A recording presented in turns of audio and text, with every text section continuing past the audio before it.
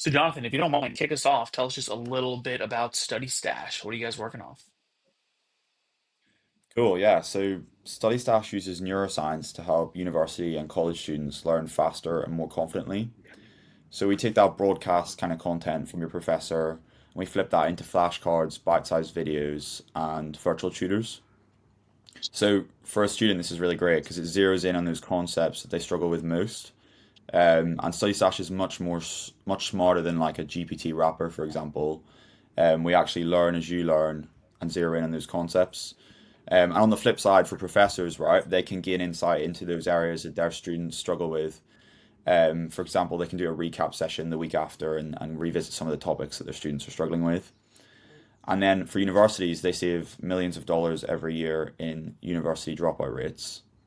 So yeah, we're an edtech tool. We started about 2 years ago, and we sell direct to universities and departments and colleges. Nice. Selling directly to universities, to schools. Pretty great. Like the benefits surely to the actual students as well as to the educators with the constant feedback loop, huh? Yeah, and this is one of the things. I mean, edtech is very saturated, right? But we find there's a lot of tools used for lecturers. For example, they help them mark or they help them, do collaborative learning sessions within the classroom. And then on the other side, you've got the B2C tools, which are very focused, kind of flashcard learning, personalized learning tools, where we try and bridge that gap, right? And we sit in the middle and we help the students learn, but then we say we bridge the gap between teaching and learning. Nice. Bridging the gap between teaching and learning. I'm curious where Study Stash started and like the real behind the scenes story. Like, was there a breaking point that made you realize that the way that students were learning wasn't working?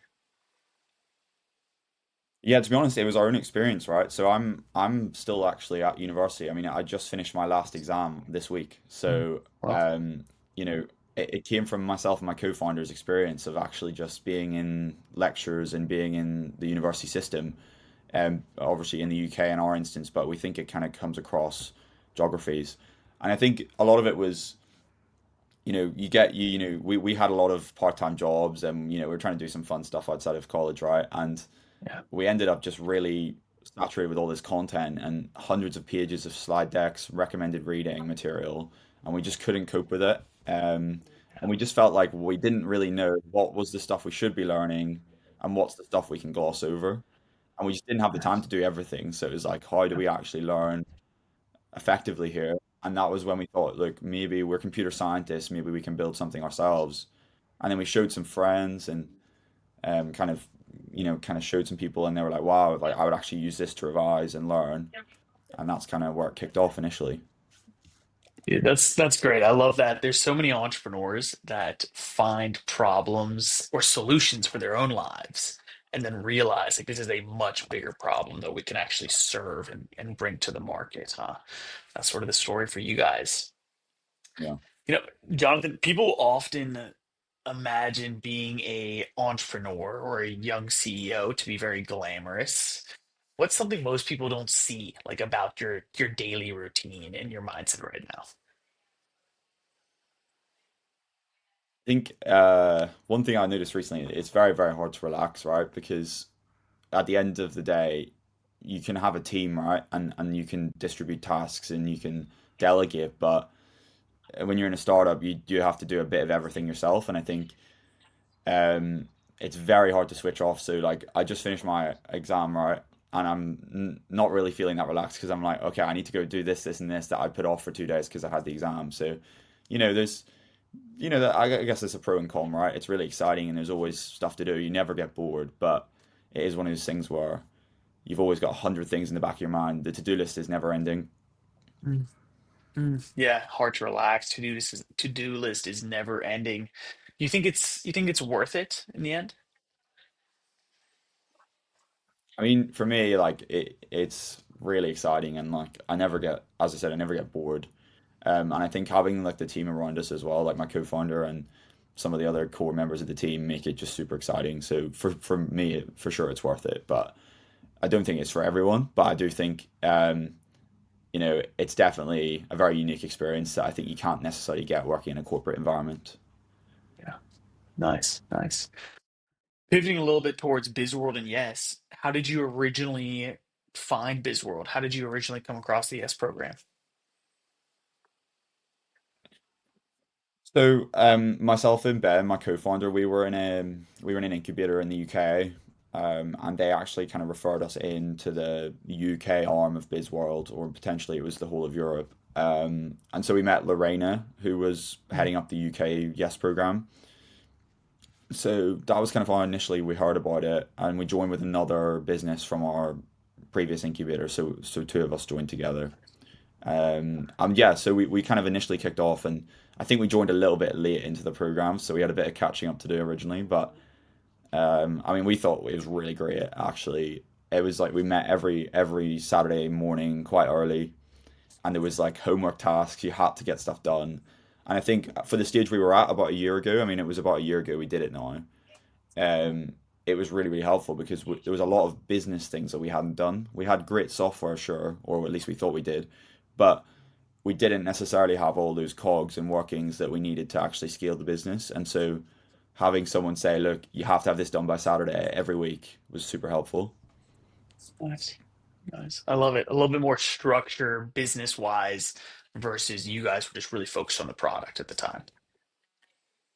Yeah, exactly. And I think that's a very common issue that founders face, especially like, I mean, especially if you're an engineer or you're from software world, because it's very fun to sit there and like code all these features and everything, but that's not necessary. That's not sustainable. And like you might get some users and people might enjoy these features, but it's probably those early adopters, but it's not going to reach a mass audience, is it? So you've got to start thinking about all these other aspects to the product, never mind the rest of the business with finance and investment and kind of go to market strategy. So the Yes program was really great for us for that, I think. Nice. That's awesome. So you originally found it because you guys were sort of referred to it. What about it? Like, why did you even decide to apply? So we initially applied because well, it was a bit, as I said, it's a bit of a different situation for us. I think we initially applied because we heard about it from a referral to our incubator and said, if anyone's interested, this is kind of like a brief overview of what the program is. And we thought it sounds really good because it focuses on some of those areas that we thought we maybe lacked a bit and we were missing out on. So I think, yeah, like we basically just thought, you know, this could force us to do some of those things that we don't really want to do, but we need to do. Mm. And I guess you always find it's not as bad as it sounds, like, doing a profit and loss or doing a business plan and some of those things that you might think are kind of like an obvious thing, but when you're sort of building a product, you maybe don't think about them, especially if it's your first business. Yeah. Yeah, nice. I mean, so a lot of the entrepreneurs that I talk to actually talk about either the program, how it's structured, they're really excited about mentorship and coaching, or obviously the potential for funding. What were you most excited about before you guys started?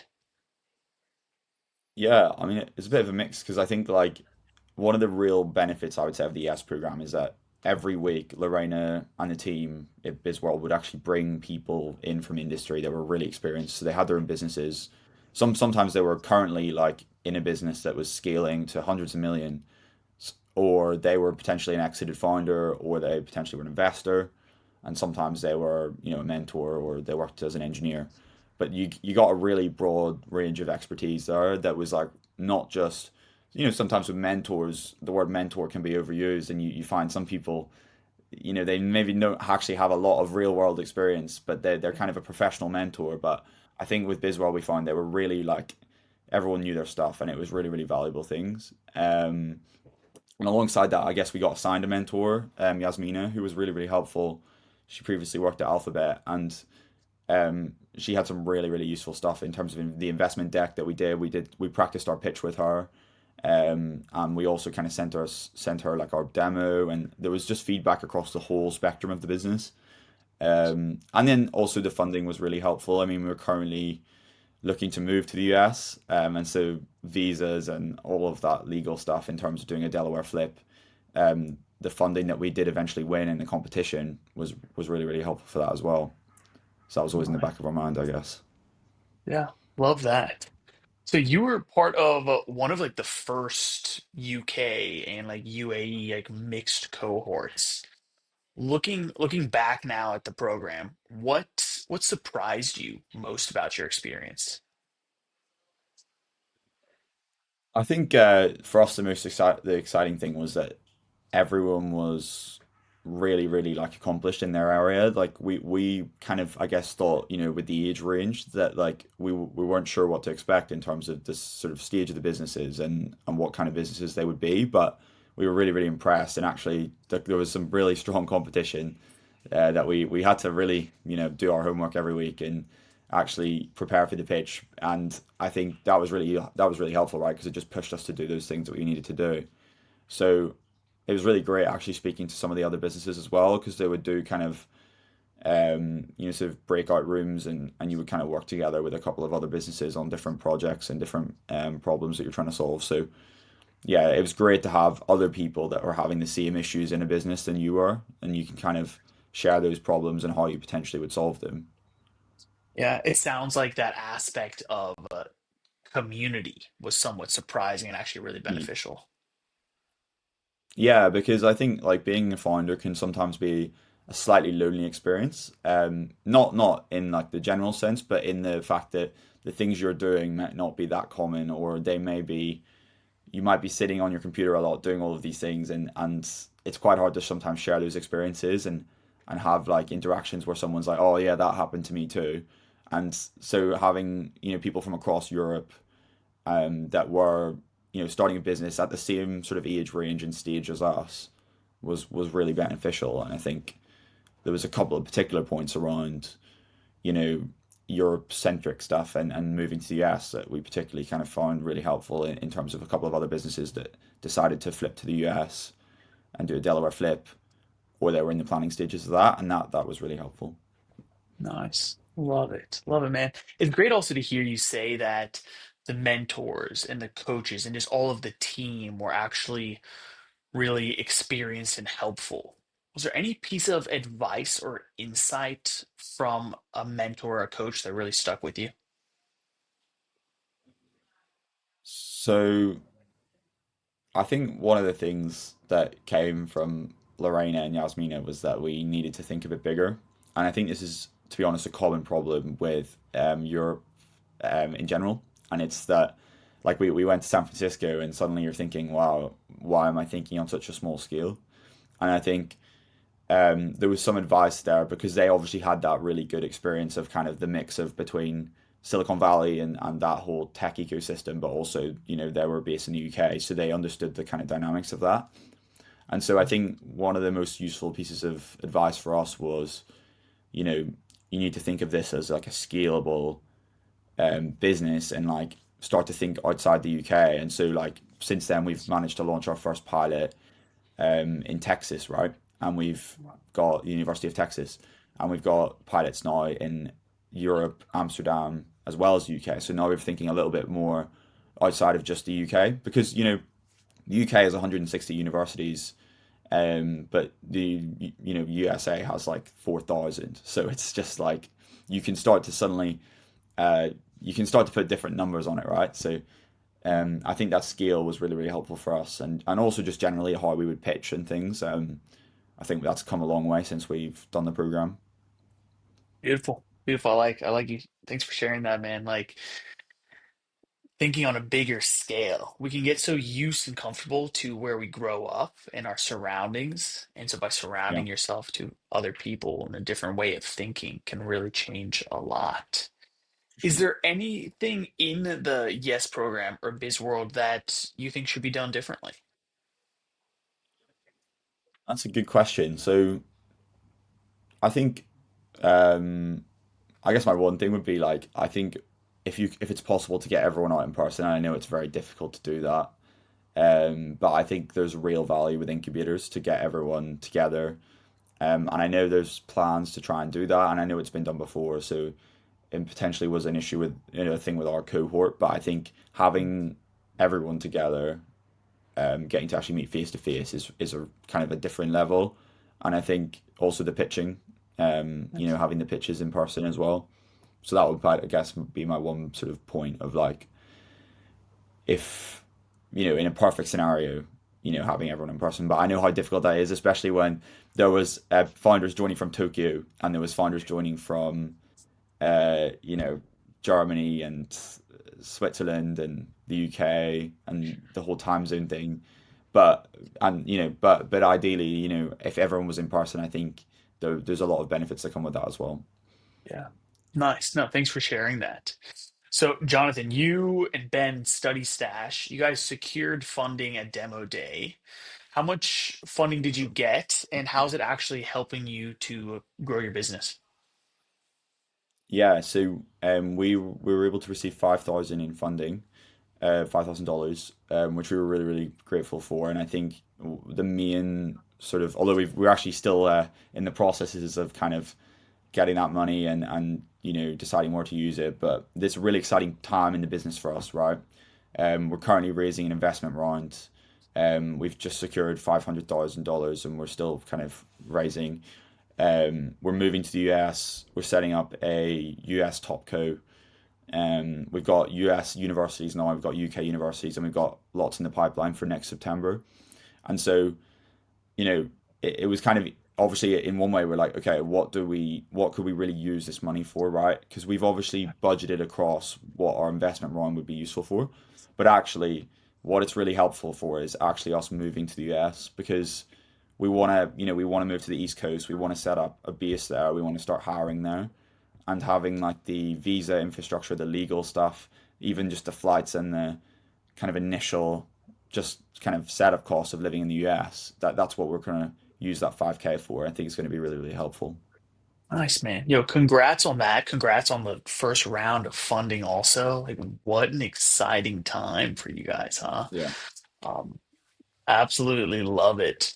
What do you think is a skill that you walked away with from Yes that schooling maybe never taught you about? Probably quite a few. I mean, I think the schooling system in the UK, right? There's not a lot of entrepreneurialism embedded in the curriculum, and in fact, there's very little. And I think I'm not sure how different that is to a US experience, and I know the school system varies between states, but Sure.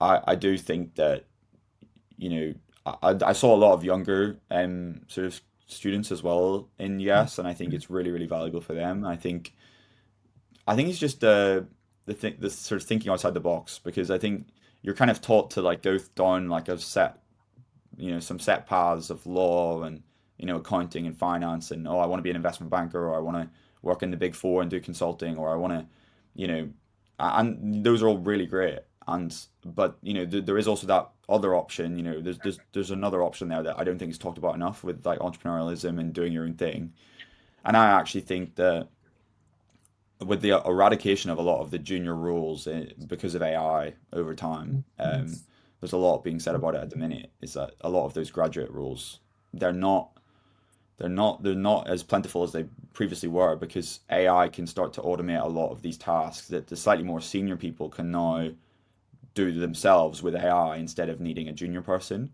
And I think it's going to be harder and harder to actually get some grad jobs and get a starting position in some of these areas. And entrepreneurialism is like a really sort of steadfast way to continue to learn and grow and have your own thing that you can control and bring in income. And obviously, it's a very challenging environment, but I think having just that be an option and be surrounded by people that are doing that as well at your age range, I think is really, really, really helpful. And it's something you don't really Yeah, experience much in the school system, I'd say.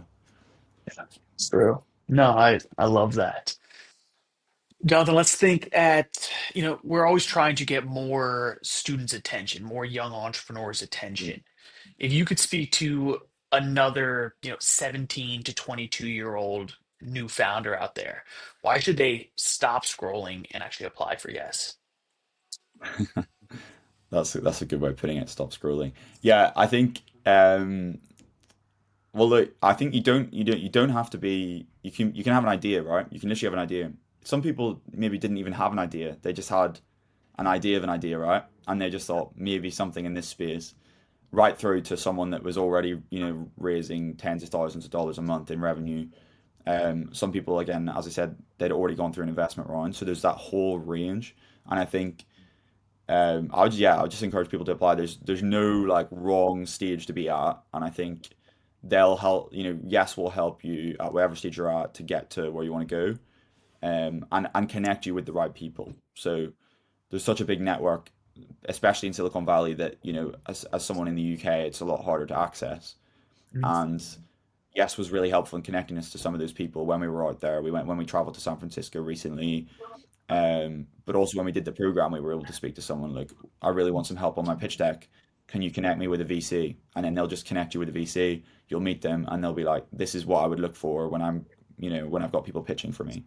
And so that's the kind of thing. And you might not even be thinking about VCs and all that kind of thing, right? You might just have an idea, but they will help you. It's very structured. It's not meant for someone that's got a business that's, flying. It's meant for businesses that need the help and need the support. Yeah. Nice. Thanks, man. So you said that you guys have already secured 500,000 in your first round of funding? Yeah. Nice. So we're currently raising at the minute, but yeah. Yeah. Do you think that the Yes program has sort of helped you guys actually in being able to secure that funding? Well, to be honest, like we wouldn't have gone. So we kind of timed the funding round when we visited San Francisco last month, and so that's kind of when we started raising. And to be honest, we wouldn't have been in San Francisco if it wasn't for the competition. Yeah. And so um, while we were out there, I think we had about 30 meetings in the week. Like we met loads of people, and that's not including the actual competition. We went to the British consulate, we went to a couple of universities, we went to the Meta office, we went to investors, we went to Y Combinator, and so there was some really amazing opportunities out there, um, and we timed that, and I think the energy that we got in San Francisco really encouraged us to kind of think bigger as well. So for sure, that was definitely an aspect to us of raising, and I think um, but yeah, as I said, the value and advice that we got from the pit in terms of polishing the pitch deck and polishing even the P&L was a lot. Well, a lot of that was from Yasmina and from the Yes program. That's so cool to hear. That honestly gets me so excited, man. Lastly, I'm curious, what would you maybe say to people who want to support youth entrepreneurship, right? Like mentors, donors, business leaders.